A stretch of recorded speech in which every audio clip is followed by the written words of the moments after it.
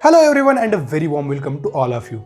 I'm Mayuresh Pansare and today we will be talking about India's tour of Australia, which is starting from Friday onwards.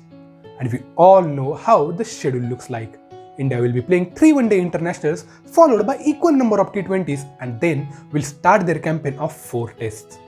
We do have the list of players featuring in different formats of the game as well, and so let us try to analyze how our Indian team is looking and what are our strengths and weaknesses. Let us begin with the first leg, the limited over series, the T20 internationals and the one day internationals. And let us analyze how the squad for that look like. We have 16 players for this particular series and the advantage is all of them have played the T20 format in last 2 months, thanks to Indian Premier League. We have 2 openers in Shikhar Dhawan and KL Rahul and both of them were in sublime form in the recently concluded IPL and Team India would want them to continue the same form going into this series. At number 3, we have the run machine Virat Kohli. For number 4, we have Shreyash Iyer and Manish Pandey and both of them are also looking in a very good touch if we have to go by their IPL performances.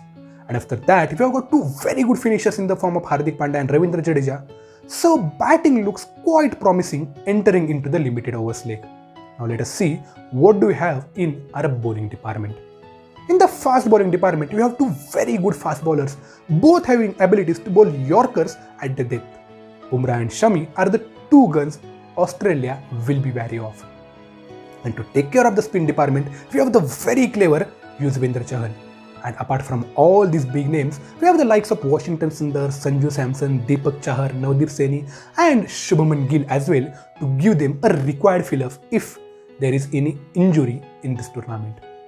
And talking about injury, India will surely miss their another opener Rohit Sharma in the 50-over format.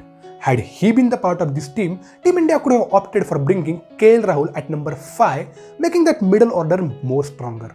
Yes, they still can do it, but then we will not get the same strong opening which KL Rahul, Shikhar Dhawan or Rohit Sharma can provide. So if management feels KL Rahul should bat at middle order for the 50-over format, then we can see some slight issues at the opening department given that they do not have any other experienced opener other than Shikhar Dhawan.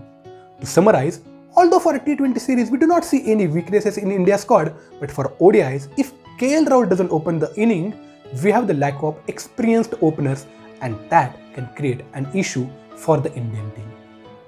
So this was all about the limited overs league. Now let us see how things are looking for the all-important test series against Australia.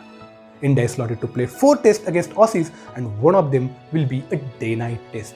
Yes, this will be India's just second floodlight test after that Kolkata one and fans are definitely expecting a terrific 5 days of the game. And not only India fans, even the Australian cricket lovers are pretty excited to watch this game in particular because this is the only time they will get to see their favorite Indian hero, the King Kohli, donning the whites and playing on their soil in this series. Yes, Virat Kohli's decision to take a paternity leave after the first test match surely is a huge blow for Team India given his record at Australia, and that is the biggest challenge Team India will have to overcome if they have to be on the right side of the result. However, the return of Rohit Sharma could give them some hope, but that might not be a huge relief as Rohit Sharma has a terrible record in away tests and he would definitely be looking at this opportunity to change those stats and help India cross the border of a victory. Although Team India could go into the test series carrying the confidence from their victory in the last one, but they will be wary of what is in store for them this time as the opposition's 2 mainstays, David Warner and Steve Smith, are back into the team. And even if one of them gets going, it could be a Herculean task for our team to stop the Aussies. Apart from that, the clouds of injury on India's 2 important bowlers, Ishant Sharma and R. Ashwin, is also a worrying factor for Team India and they would surely want their main guns on the park by next month. So in all, if we have to talk about the test series, we could sense more dangers compared to the limited overs leg. But if Team India roars in the first test itself, it can be a huge advantage for them, and if that happens, we might see things turning our way. And we are expecting nothing less than that. But what are you expecting? Do you have any suggestions to who should open for India in the absence of Rohit Sharma? If yes, Please drop your suggestions in the comment box and we would see if your player features in that opening slot or not.